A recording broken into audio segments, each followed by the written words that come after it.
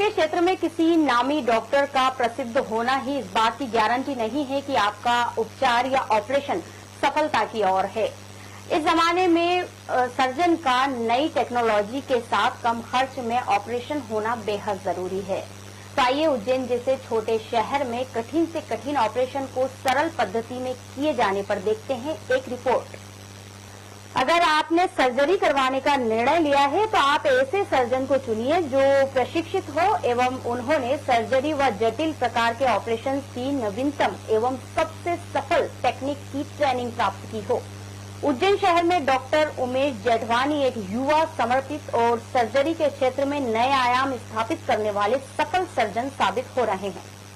Surgery के क्षेत्र में राष्ट्रीय एवं प्रादेशिक स्तर पर अपने शोध पत्र के साथ ही आपने नई तकनीकी के कारण मेडिकल क्षेत्र की सर्वोच्च संस्थानों से सम्मान पाया है।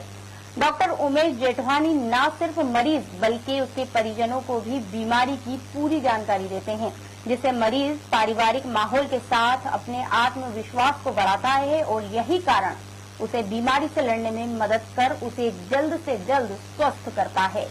डॉक्टर साहब ने मेरे को बुलाया, तुम्हारे घर को चोट देख लो, दिल में बहुत चोट लगी, चाकू लगा हुआ है। आपने देखा था कितना अंदर गहरा चाकू लगा हुआ था? इसके पहले आप कहाँ गए थे? वहाँ सिविल में। वहाँ से फिर यहाँ पर रहे? वहाँ से यहाँ आया। यहाँ पर कौन से डॉक्टर ने उनका इलाज किया, ऑपरेशन किया? अब ठीक है आपके सदस्य जो हैं? ठीक है।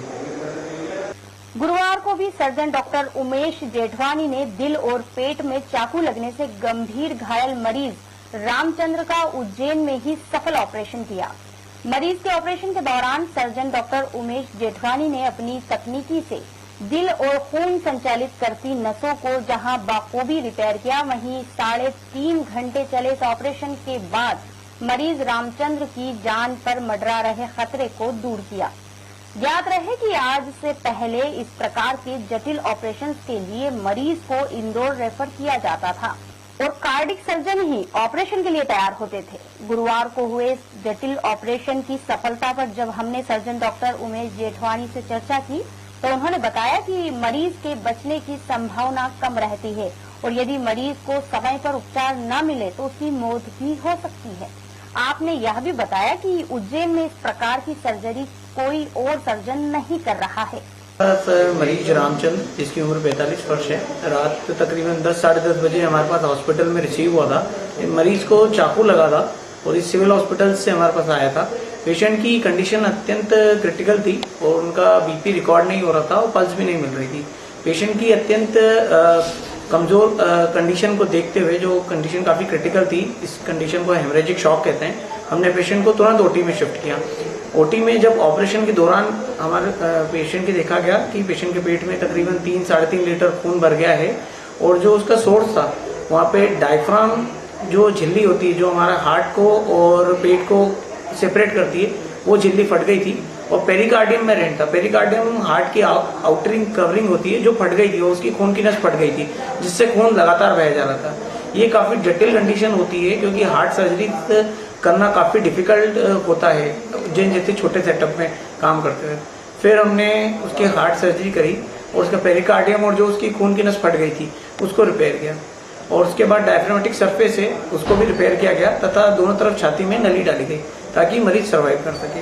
ये ऑपरेशन तकरीबन 3.5-4 घंटे चला था और रात को फिर पेशेंट को आईसीयू में शिफ्ट किया गया था। अभी पेशेंट की कंडीशन स्टेबल है।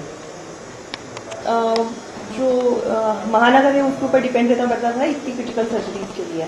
ये अभी तक इसलिए डिपेंड रहना पड़ता था, इसमें बहुत सारे फैक्टर्स थे। एक कि सर्जन यहाँ पे कॉम्पिटेबल है कि नहीं, दूसरी चीज ये केसेस सारे एमएलसी होते हैं तो अधिकतर सर्जन एमएलसी करना पसंद नहीं करते। तीसरी चीज इसमें आईसीयू और क्रिटिकल केयर बैकअप होना बहुत जरूरी है।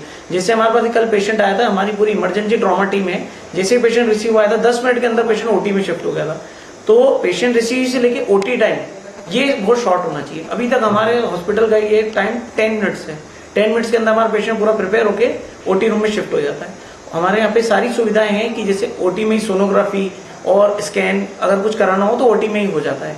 तो इतने क्रिटिकल पेशेंट के लिए जब तक हमारे पास इतना पूरा बैकअप नहीं होगा, एक राउंड द क्लॉक एक ड्यूटी डॉक्टर हो जो आईसीयू में पेशेंट को केयर दे पाए, उच्चतम वेंटिलेटर हो, तभी इन पेशेंट्स में रिकवरी पॉसिबल है, नहीं तो इनमें बचने की संभावना सिर्फ 5 से 10% होती है।